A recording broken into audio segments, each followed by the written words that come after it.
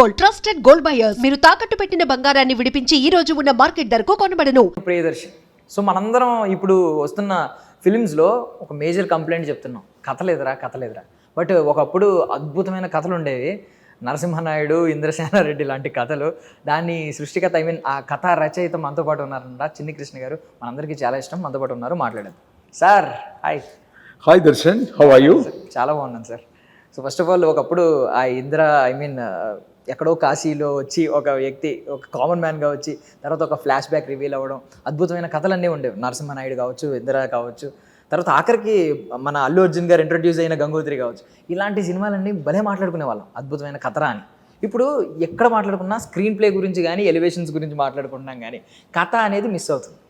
మేము ఫస్ట్ తెలుసుకోవాలనుకుంటుంది, ఈ కథ ఎలా మిస్ అవుతుంది ఈ సినిమాల్లో, ఎందుకు మిస్ అవుతుంది అనేది. దానికంటే ముందు మీ నుంచి ఎందుకు మాకు కథలు రావట్లేదు? సెన్సేషనల్ కామెంట్ చేయొచ్చు. నిజం మాట్లాడాలంటే 99% ఇండస్ట్రీలో మంచివాళ్ళు, మానవత్వం ఉన్నవాళ్ళు, గొప్పవాళ్ళు, చాలామంది గొప్ప నిర్మాతలు, గొప్ప దర్శకులు, గొప్ప హీరోస్. నన్ను మీ అందరికీ పరిచయం చేసిన వాళ్ళకి ధన్యవాదాలు తెలుపుతున్నాను. మొట్టమొదటిగా శ్రీ నందమూరి బాలకృష్ణ గారు నాకు తెలుగులో, తమిళ్లో రజనీకాంత్ గారు నరసింహ, చిరంజీవి గారు ఇంద్ర, అల్లు అర్జున్ గారు వాళ్ళ నాన్నగారు అల్లు అరవింద్ గారు నాకు అవకాశం ఇచ్చిన గంగోత్రి, ఆ తర్వాత బద్రీనాథ్, ఆ తర్వాత బి గోపాల్ గారు. నన్ను కథ సెలెక్ట్ చేసేది ఫస్ట్ దర్శకుడే కాబట్టి హీరో దగ్గరికి తీసుకెళ్లాల్సింది బి గోపాల్ గారు, నిర్మాత మేడికొండ మురళీకృష్ణ గారు, ఆ తర్వాత అశ్విని దత్ గారు, ఆ తర్వాత అల్లు అరవింద్ గారు, రాఘవేంద్రరావు గారు, గంగోత్రి, ఆయన 100వ సినిమా. వీళ్ళందరికీ కూడా కృతజ్ఞతలు, ధన్యవాదాలు. కొంచెం ఈ మధ్య గ్యాప్ రావడానికి ప్రధానమైన కారణం ఏంటంటే, నేను ఫారెన్లో ఉండటం ఎక్కువ టైము, ఓకే, కొంచెం పిల్లలు పీక్ ఎడ్యుకేషన్లో ఉండటం, ఇవన్నీ కూడా ఒక కారణంగా చెప్పుకోవాలి. తప్పితే ఇండస్ట్రీలో పెద్దలందరూ నాతో బాగుంటారు. ఆ పెద్దల ఆశీస్సులతోనే నేను అవన్నీ రాశాను. ఇంకా ఇప్పుడు కూడా సురేష్ ప్రొడక్షన్స్, రామానాయుడు గారి కంపెనీలో పనిచేయలేదు. ఇప్పుడు సురేష్ బాబు గారు మా మధ్య చర్చలు ఒక 1 yearగా జరుగుతూ ఉన్నవి.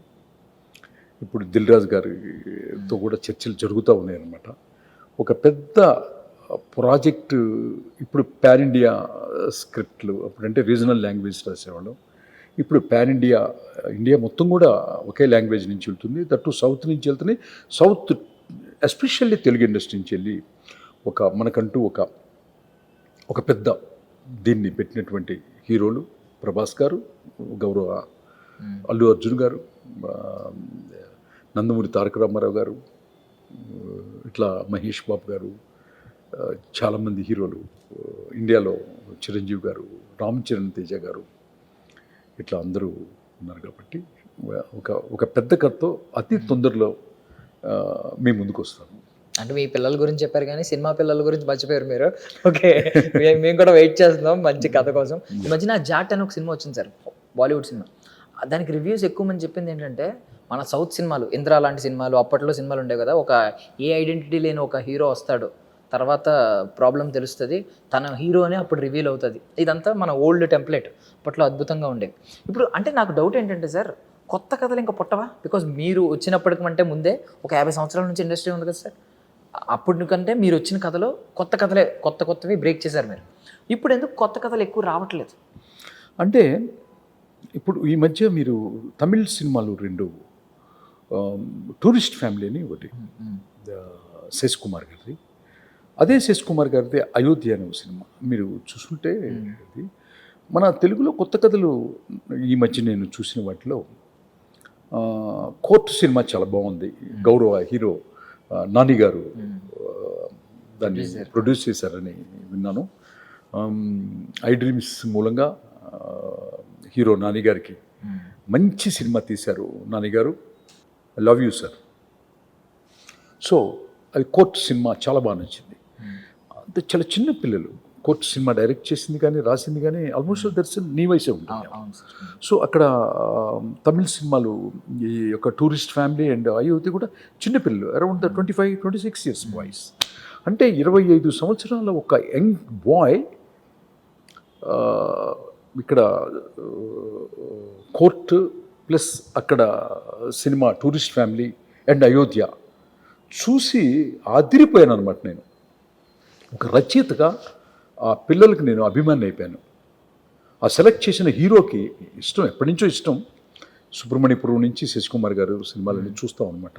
ఈ మధ్య ఈ సంవత్సరంలో ఒక పెద్ద అద్భుతమైనటువంటి సినిమాలు, కంటెంట్ బేస్డ్ సినిమాలు వచ్చాయి. సో అది చాలా చాలా చాలా ఇప్పుడు మీరు అన్నట్టే లెక్క పెట్టుకుంటున్నాం వేళ్ళ మీద. లెక్క పెట్టుకుంటాను. అందుకే నేను గుర్తు చేస్తున్నాను. అంటే చూడని వాళ్ళు ఎవరైనా ఉంటే తప్పకుండా, నన్ను అభిమానించే వాళ్ళు ఎవరైనా ఉంటే మిస్ కాకుండా ఈ 2 సినిమాలు, తమిళ సినిమాలు చూడండి. ఒకటి టూరిస్ట్ ఫ్యామిలీ, శశికుమార్ గారు యాక్ట్ చేశారు. అది ఏదో ఒక హాట్స్టార్లో హాట్స్టార్లో ఉందంట. అదొకటను ప్లస్ అయోధ్య. ఈ 2 మాత్రం తప్పకుండా చూడండి. మీ ఫీలింగ్ వాళ్ళకే షేర్ చేయండి. ఓకే. బట్ ఇప్పుడు ఈ రివ్యూస్ చెప్తున్నప్పుడు కూడా మీరు రివ్యూస్ అంటే ఇప్పుడు జర్నలిస్ట్లే కాదు, అందరూ పర్సనల్ ఛానల్స్ పెట్టుకుని ఒపీనియన్ చెప్తున్నారు. వాళ్ళందరూ కూడా స్టోరీ సెగ్మెంట్ వచ్చేసరికి రొటీన్ స్టోరీ అంటున్నారు. రొటీన్ అనేది కామన్ అయిపోయింది. ఎందుకు సార్ ఆ రొటీన్ అనేది దీంట్లో ఈ స్టోరీ చాలా కొత్తగా ఉంది అని కొన్ని మీరు చెప్పినట్టు ఆ ఫ్యూ సినిమాలకే చెప్తున్నారు, ఏ స్టోరీ కొత్తగా ఉంది, మిగిలినన్నిటికి రొటీన్ కథే, స్క్రీన్ ప్లే మాత్రం బాగుంది అంటున్నారు.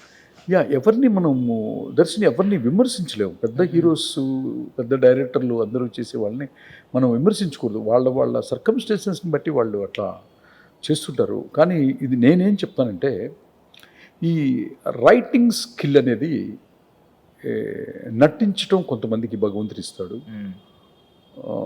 రచించటం కొంతమందికి ఇస్తాడు. ఈ రచించటం అనేది సాక్షాత్తు అమ్మవారి స్వరూపంగా నేను భావిస్తాను. అమ్మవారి అనుగ్రహంతో, అమ్మవారి ఆశీస్సులతో రైటర్ అవుతారు. సో వాళ్ళు చాలా తక్కువ మంది ఉంటారు. భారతదేశం మొత్తం మీద నాకు కంటెంట్ అండ్ సోల్ కథ రాసేవాళ్ళు ఒక 10 మంది ఉన్నారు, ఓన్లీ ఎంటైర్ నేషన్లోనే. ఆ 10 మంది నాకు తెలుసు ఎవరో. ఓకే, మిగతా 1000 మంది ఉన్నారు.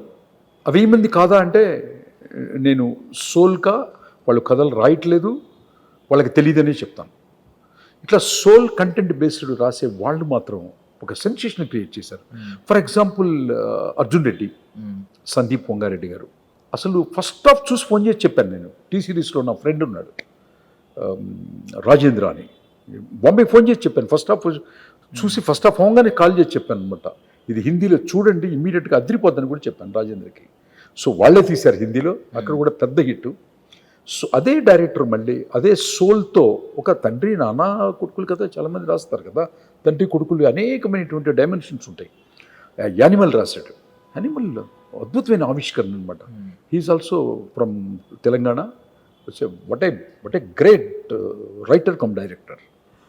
అందాకెందుకు మన సుకుమార్ గారు పుష్ప 1 and 2.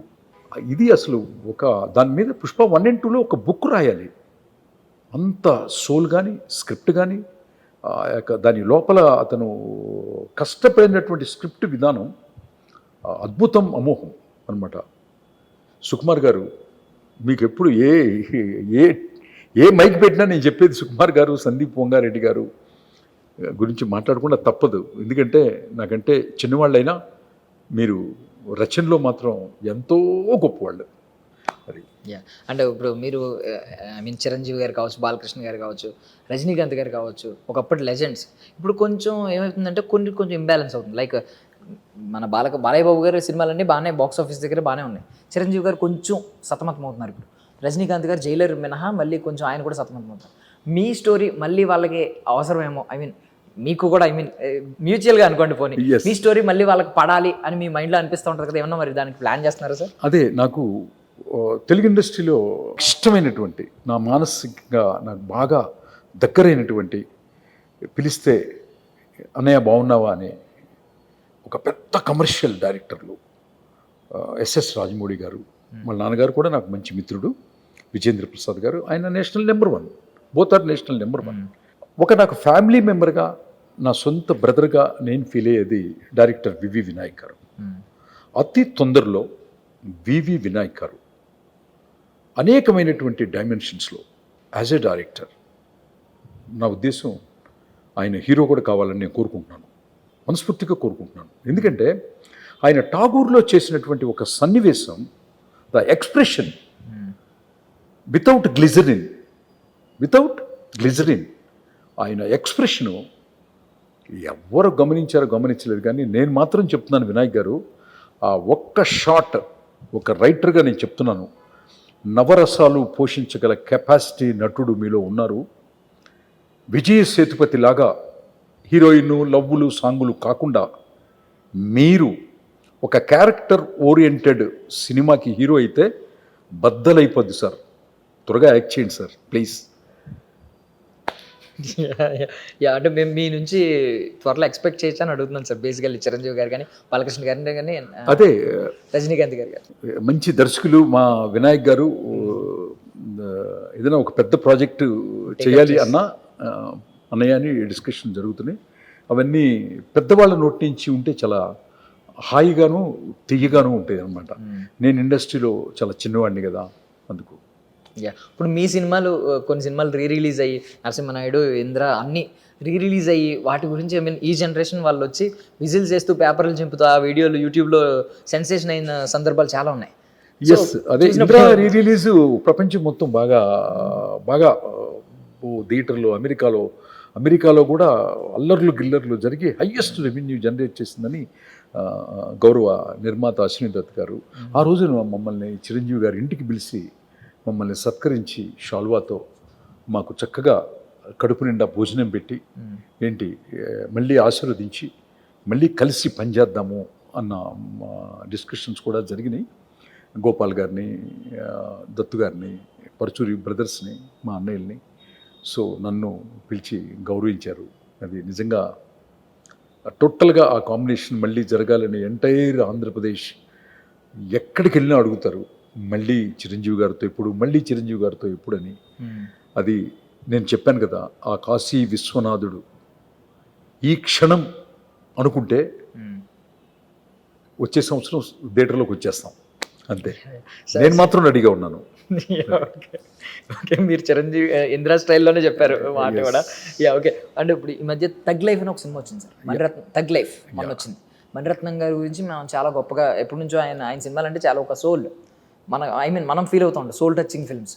బట్ సడన్గా ఏమైందంటే తగ్ లైఫ్ సినిమాకి వచ్చేసరికి ఎక్కువగా ఉన్న కంప్లైంట్ ఏంటంటే మణిరత్నం గారు కొంచెం ఈ జనరేషన్ కోసం మారి ఆయన ఒరిజినాలిటీని కొంచెం మిస్ చేశారేమో ఇందులో అనే ఫీలింగ్ వచ్చింది ఎక్కువగా ఒపీనియన్లో. కథలకి జనరేషన్ ఉండదు దర్శన్, కథలకి జనరేషన్ ఉండదు. కథలకి జనరేషన్ ఉంటే రామాయణం బోరు కొట్టాలి కదా. మనం వింటాం కదా రోజు, మనం ప్రతి గుళ్ళో రామాయణం గురించి కొన్ని కోట్ల సంవత్సరాలుగా జరుగుతూనే ఉంది కదా. కథలకి జనరేషన్కి సంబంధమే లేదు, అది జస్ట్ తెలియని వాళ్ళు మాట్లాడతారు. కానీ కథకి ఉండాల్సింది ఏంటంటే ఆత్మ. ఏముండాలి? ఆత్మ. మనిషికి ఎలా అయితే సోల్ ఉంటుందో, సోల్ వెళ్ళిపోతే ఇది డెడ్ బాడీ అవుతుంది. అట్లాగే కథ లేని, ఆత్మ లేని కథ కూడా డెడ్ బాడీ అయిపోయి ఫ్లాప్ అవుద్ది. సో ఆత్మతో కథ రాసేవాళ్ళు మణిరత్నం గారు, కమలాసన్ గారు. మొన్నే నేను చాలాసార్లు చెప్పాను, మళ్ళీ చెప్తున్నాను, ఇది చాలా జాగ్రత్తగా మీరు కూడా దర్శనం తెలుసుకోవాలి, అందరూ తెలుసుకోవాలి. మణిరత్నం గారికి, కమలాసన్ గారికి 35 సంవత్సరాల క్రితం నాయకుడు ప్రపంచ 100 చిత్రాలని సెలెక్ట్ చేస్తే టాప్ 100 ఫిల్మ్స్ భారతదేశం నుంచి రిప్రజెంటేటివ్ ఉన్న సినిమా ఒక నాయకనే మణిరత్నం గారిది. దానికి వెనకాల ఉన్న వ్యక్తి ఎవరు అంటే సుజాత రంగరాజన్ గారు, మా గురువు గారు. సో ఆయన లేడు కాబట్టి శంకర్ గారు భారతీయుడైనా, ముందు భారతీయుడు, ఆయన రాశాడు స్క్రీన్ ప్లే అండ్ టోటల్గా సోల్ నిర్మాణం అంతా ఆయనే చేస్తాడు. ఆయన ఎప్పుడైతే లేడో ఒక సోల్ రైటరు, వాళ్ళు కుప్ప కూలి కింద పడిపోయారు అనమాట. మనం ఎప్పుడు థింక్ చేయాల్సింది ఏంటంటే all heroes in the world, the sole script writer is very important for either Maniratnam garu or Shankar garu, either Kamalasan garu or Ram Charan Teja garu, young heroes and the old heroes. అందరూ కూడా కథని select చేసేటప్పుడు దాంట్లో ఆత్మ ఆవిష్కరణ జరిగిందా లేదా అనేది గనక నిర్ధారించుకోగల కెపాసిటీ ఉంటే, అట్లాంటి డిజాస్టర్స్ రావటం వల్ల జీవితాలు కాదు, జీవితాలు డబ్బు పొద్ది మళ్ళీ సంపాదించుకోవచ్చు, అదే హీరో మళ్ళీ ఇంకొక సినిమా చేస్తాడు, మళ్ళీ హిట్ అవుతాడు. కానీ ఎంతో ఆశ పెట్టుకొని వస్తున్నటువంటి మీ అభిమానులు హృదయం గాయపడుతుంది.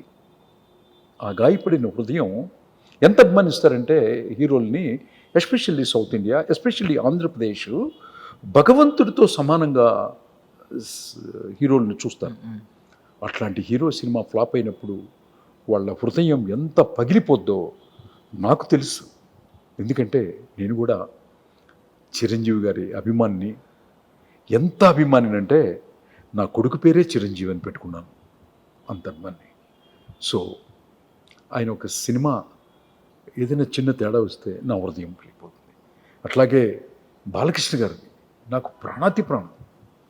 ఆయన నాకు ఫస్ట్ అవకాశం ఇచ్చినటువంటి ఒక దైవ స్వరూపం.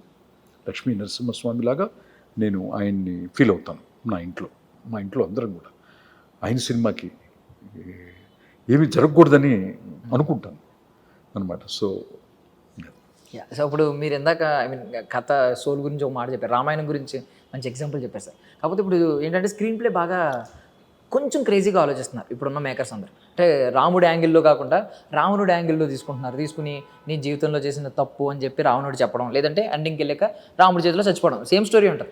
యాంగిల్ మాత్రం మారుస్తున్నారు, డైమెన్షన్స్ డైమెన్షన్స్. సో మీరు కూడా ఏమన్నా ఇప్పుడు నెక్స్ట్ వచ్చే మీ నుంచి రాబోయే అంటే నా నుంచి ఎక్స్పెక్టేషన్ నేను ముందు చెప్పలేను, కానీ నా ముందున్న రికార్డులు మాత్రం చెరిపేస్తాను. No doubt about it. Okay, so నేను మాట్లాడేది డైలాగ్ రైటర్తో అని కూడా అని మర్చిపోయి నేను మాట్లాడాను. ఇప్పుడు నా ముందు పెట్టిన అన్ని రికార్డులని చెరపడం అనేది నాకు ఇంత ముందు జరిగింది, చేశాను. ఇప్పుడు కూడా అసలు డిస్కషన్ లేదు దాంట్లో అసలు. That's all. Super sir. ఇప్పుడు ఉన్న జనరేషన్లో ఈ స్టార్ హీరోస్ కొంతమంది, ఇప్పుడు కొత్త స్టార్స్, ఈవెన్ మన న్యాచురల్ స్టార్ నాని గారు కూడా స్టార్డమ్లోకి వచ్చారు, స్టార్ హీరోస్ అవుతున్నారు వీళ్ళందరూ. వీళ్ళలో ఎవరితో అంటే ఫస్ట్ వీళ్ళతో సినిమా చేయాలని ఏమన్నా ఉందా సార్? వీళ్ళకి ఇలాంటి కథని ఏం రాస్తే మంచి భలే వీళ్ళు షైన్ అవుతారు, ఇంకా షైన్ అవుతారని. అంటే నాని గారు స్క్రిప్ట్ సెలెక్షన్ చాలా బాగుంది, చాలా చాలా బాగుంది. నెంబర్ 1 అని చెప్పాలంటే అల్లు అర్జున్ గారి స్క్రిప్ట్ సెలెక్షన్ మాత్రం ఎక్స్ట్రాడినరీగా ఉంది. అంతే. దానికి కారణాలు ఏంటో మీరే అర్థం చేసుకోవాలి. సో మీరు స్క్రిప్ట్ బాగా సెలెక్ట్ చేసుకున్న వాళ్ళ గురించి చెప్పారు. కొంతమంది స్క్రిప్ట్ సెలెక్షన్ బాగాలేదు, వాళ్ళ పాపం. అప్పుడు మీకేమనిపిస్తుంది? వీళ్ళకి నేను సరైన కథ ఇస్తే వీళ్ళు బాగా షైన్ అవుతారు, అయ్యా మిస్ చేసుకున్నారా అనిపిస్తుంది. అది మనం అట్లా, అది వాళ్ళు పెద్ద పెద్ద హిట్లు ఇచ్చిన వాళ్ళ హీరోలే కదా అందరూ. ఇప్పుడు నా కొత్త వాళ్ళతో చేయటం నాకు ఛాలెంజ్. కానీ ఇప్పుడు కొత్త వాళ్ళతో చేసి, కొత్త వాళ్ళతో మనం ఎగ్జిక్యూట్ చేసి ఒక ఎలా లైక్ కోర్ట్ లాంటిది శశికుమార్ గారు చేసినటువంటి అట్లాంటి మనకు కొత్త హీరో కదా. కాంతారా మనకి హీరో కొత్తవాడా పాతవాడా? మనకు కొత్తవాడు. ఎందుకంత పెద్ద హిట్ అయింది? దాంట్లో ఉన్న ఆత్మావిష్కరణ ఏంటి? ఎన్నిసార్లు చెప్తాను, కాంతారా ఆత్మావిష్కరణతో రాస్తున్నారు. రాసిన వాళ్ళందరూ నెంబర్ 1 అవుతున్నారు. సోల్ స్క్రిప్ట్ రైటింగ్ ఈజ్ చాలా కష్టమైనటువంటి ప్రక్రియ. అది ఇట్స్ నాట్ ఈజీ. సినిమాను చూసి సినిమా రాయటం అందరూ చేస్తున్నారు, అందుకు ఫ్లాప్లు వస్తున్నాయి. సినిమాను చూసి సినిమా రాస్తున్నారు, సినిమాను చూసి సినిమా రాయకూడదు. అది అంటే మీరు అన్న దానిలో ఏంటంటే జస్ట్ పొటెన్షియల్ బయటపడట్లేదు కొంతమందిది. అంటే రంగస్థలం వచ్చే వరకు కూడా మీరు అభిమానించే వాళ్ళ అబ్బాయి రామ్ చరణ్ గారి గురించి, ఆయన పొటెన్షియల్ గురించి అందరూ క్వశ్చన్ మార్క్ పెట్టిన వాళ్ళే. రామ్ చరణ్ చిరంజీవి కొడుకు కాబట్టి సర్వే అవుతున్నాడు అనే ఒపీనియన్ ఉండేది. రంగస్థలం తర్వాత మొత్తం ఒపీనియన్ మారిపోయింది. అసలు రామ్ చరణ్ అది ఒక ఇంకొకటి ఏమన్నా సుకుమార్తో కాంబినేషన్ పడ్డదంటే అప్పుడు చూస్తారు. ఇంకా రామ్ చరణ్ తేజ గారి యొక్క పెర్ఫార్మెన్స్ మీకు ట్రిపుల్ ఆర్లో చూసారా? ఒక పోలీస్ కాప్ క్యారెక్టర్లో ఎక్స్ట్రీమ్ ఇంటర్నేషనల్ పెర్ఫార్మర్. మంచి స్క్రిప్ట్ పెడితే ఉంది, చెక్ పాయింటే కదా, ఒక చిన్న చెక్ పెడతాం అంతే, చెక్. సో ఇప్పుడు అప్కమింగ్ కొన్ని మీరు పైప్ లైన్ చూసుంటారు, కొన్ని అనౌన్స్ చేశారు ఆల్మోస్ట్. ఎవరెవరితో వస్తుంది టైటిల్స్ అనౌన్స్ చేయకపోయినా ఇప్పుడు like rebel star spirit announce చేశారు వీళ్ళతో, అలా కొన్ని సినిమాలు అనౌన్స్ చేశారు. ఇందులో ఏ సినిమా ఆస్కార్ గేట్ల దగ్గరికి మళ్ళీ వెళ్తుంది, ఆస్కార్ డోర్స్ దగ్గరికి మళ్ళీ వెళ్తుంది అని అనుకుంటున్నాను? స్క్రిప్ట్ పరంగా చెప్తున్నారా మీరు మీరు ఆస్కార్ గేట్ దగ్గరికి రకరకాలుగా వెళ్తారు. అవును సార్. అదే కెమెరాకి వెళ్తున్నారా, ఏంటి డైరెక్షన్కి వెళ్తున్నారా, విఎఫ్స్కి వెళ్తున్నారా, లిరిక్ రైటర్కి వెళ్తున్నారా, మీరే చెప్పండి, మ్యూజిక్ రైటర్కి ఆ వెళ్తున్నారా అనేది ఆస్కార్ గేట్ దగ్గరికి ప్రయత్నం అయితే చేస్తున్నారు. కానీ నేను స్క్రిప్ట్ వరకు నేను మాట్లాడతాను. స్క్రిప్ట్ తీసుకెళ్ళగల కెపాసిటీ ఫ్రమ్ ఇండియా నుంచి ఇప్పుడున్న వాళ్ళలో సుకుమార్ గారికి అయితే ఎక్కువ కొంచెం ఫోకస్ పెడితే కనుక స్క్రిప్ట్ పరంగా చెప్తాను. కొడతాడు అన్న నమ్మకం నాకు ఎక్కడో లీలగా కనపడుతుంది స్క్రిప్ట్ పరంగా. అది నాట్ హీరోలు పెర్ఫార్మెన్స్లు అవన్నీ నాకు పెద్ద తెలీదు, నేను పెద్ద ఈ ఫాలో గాను. స్క్రిప్ట్ పరంగా మాత్రం ఇండియా నుంచి తనకి ఎక్కువ ఛాన్స్ ఉందనేది మాత్రం. సో యాజ్ ఎ మూవీ లవర్గా ఏ అప్కమింగ్ ప్రాజెక్ట్ కోసం ఎక్కువ వెయిట్ చేస్తున్నారు సార్? లైక్ అనౌన్స్ చేసిన చాలా ప్రాజెక్టులు ఉన్నాయి కదా. నేను Pushpa 3 undoubtedly Pushpa 3. Okay. So mythology ఈ మధ్య కొంచెం మైథాలజీని ఈ జనరేషన్కి అర్థమయ్యేలా క్యాటర్ చేస్తుంటే చాలా రెస్పాన్స్ వస్తుంది మన దగ్గర నుంచి. లైక్ కల్కి లాంటి సినిమా. ఎందుకు పుష్ప 3 అని ఎందుకు చెప్తున్నానంటే నేను నెలకి 15 రోజులు కాశీలో ఉంటానని అందరికీ తెలుసు. హైదరాబాద్లో ఫిలిం నగర్లో అందరికీ తెలుసు. డైరెక్టర్స్కి, ప్రొడ్యూసర్స్కి, హీరోలకి అందరికీ తెలుసు. అక్కడ కొంచెం ఇల్లు కూడా కట్టుకుంటున్నానని తెలుసు. సో కాశీలో నేను ఎక్కువ ఉండటం వల్ల నన్ను ప్రతి ఒక్కళ్ళు అడుగుతారు. ట్యాక్సీ డ్రైవర్ అడుగుతాడు, బోట్ డ్రైవర్ అడుగుతాడు, నదిలో అస్థికులు కలిపే పంతులు గారు అడుగుతాడు, పిండాలు పెట్టేవాళ్ళు అడుగుతారు, అక్కడికి వచ్చిన సెటిల్ అయిన వాళ్ళు అడుగుతారు. ఏమడుగుతారంటే పుష్ప 3 ఎప్పుడన్నా, పుష్ప 3 ఎప్పుడన్నా అనేదే గొడవ.